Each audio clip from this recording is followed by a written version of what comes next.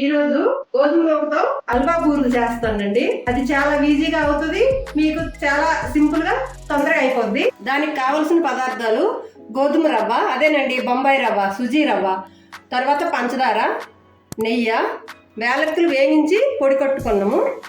ఇది వేలక్క పళ్ళు పొడి అండి, మిక్సీ పట్టుకున్నాము. కొబ్బరి కూరు స్టవ్ మీద తగాలు పెట్టుకోవాలండి. వెలిగించి ఒక 2 స్పూన్లు నెయ్యి వేసుకోవాలి. నెయ్యి వేసుకుంటే కొంచెం గోధుమ రవ్వ కొంచెం వేగించాలి, బాగుంటుంది. పచ్చివాసన పోయేదాకా వేగించుకోవాలి. 2 స్పూన్లు నెయ్యి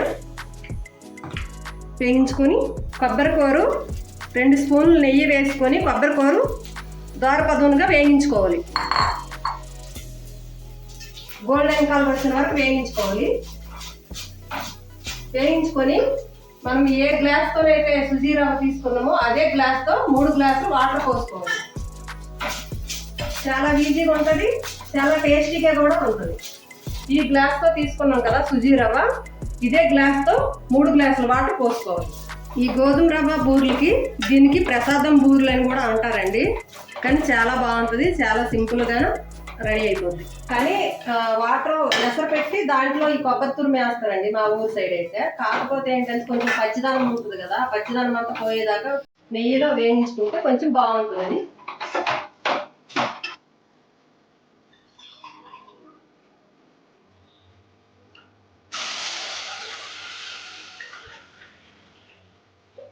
ఒక గ్లాస్కి 3 గ్లాసులు అండి వాటర్. ఒక గ్లాస్కి 3 గ్లాసులు వాటర్ వేసుకోవాలి.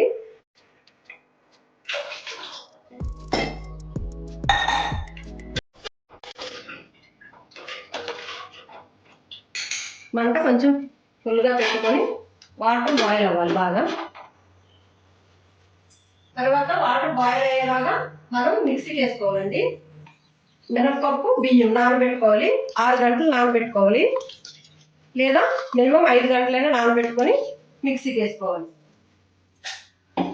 మనం వాటర్ బాయిల్ అయ్యేలాగా మనం ఇది మిక్సీకి వేసుకొని ఇందులో కొంచెం బెల్లం కూడా కలుపుకోవాలి. బెల్లము, సాల్ట్.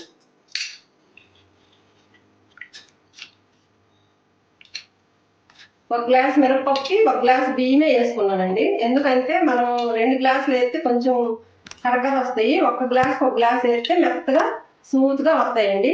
చాలా స్మూత్గా ఉంటాయి, నోట్లు వేస్తే కరిగిపోతాయి.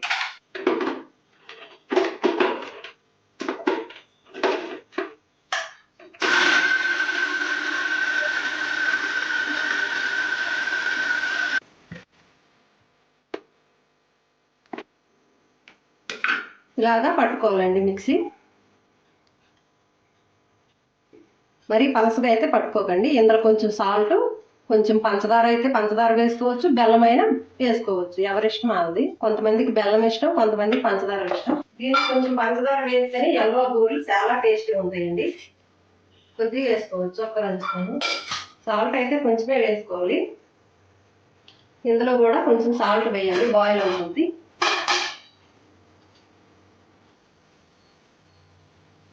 స్వీట్ కదా, కొంచెం వేస్తే టేస్ట్ ఉంటుంది.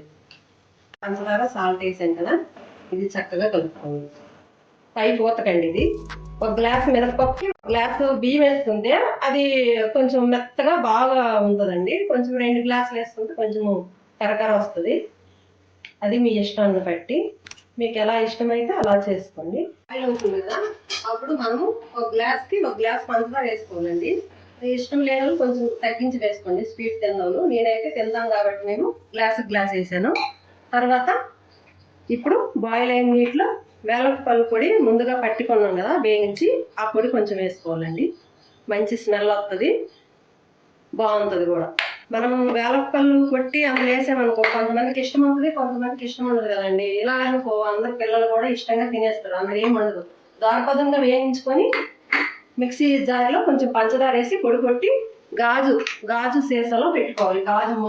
ఏదైనా మోతుంది దాంట్లో పెట్టుకుంటే నెల రోజులు స్టోర్ చేసుకోవచ్చు. టీలో కానీ, స్వీట్లో కానీ, పరమాన్నంలో కానీ, ఎందరు వేసుకునే కానీ చాలా చాలా అంటే చాలా బాగుంటుందండి. ఇది ఇలా పొడి కొట్టుకోవాలి. పంచదార, వేగించిన బేలక్కలు. ఇందులో పంచదార, కొబ్బరికూరు, బేలక్కలు పొడి వేసాం కదా, బాయిల్ అయిపోయింది. ఇప్పుడు గోధుమ రవ్వ వేయాలండి.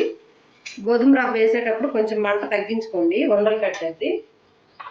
దీనికి వేగించవలసిన అవసరం ఏమి లేదండి, చక్కగా ఉడికిపోద్ది.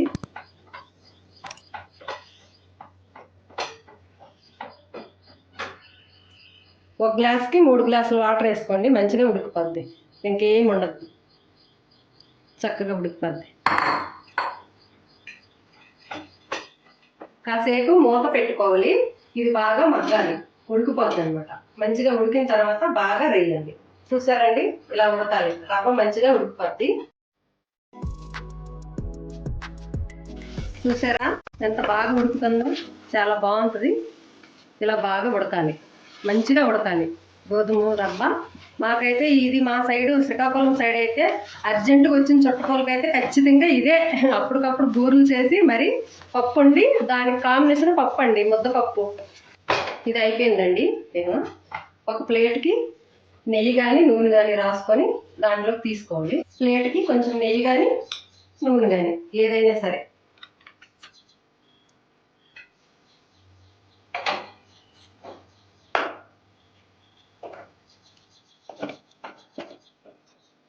చల్లగా అయిపోయిందండి. ఇప్పుడు మనం చేతికి ఆయిల్ అయినా నెయ్యి అయినా రాసుకొని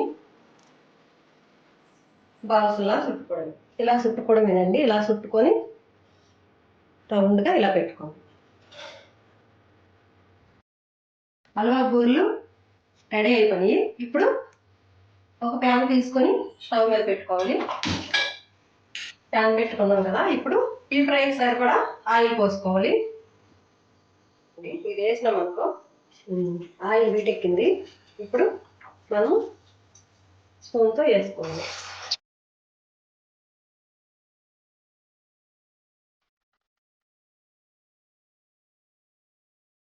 వెంటనే తిప్పొద్దు, కాసేపు వేగిన తర్వాత తిప్పాలి.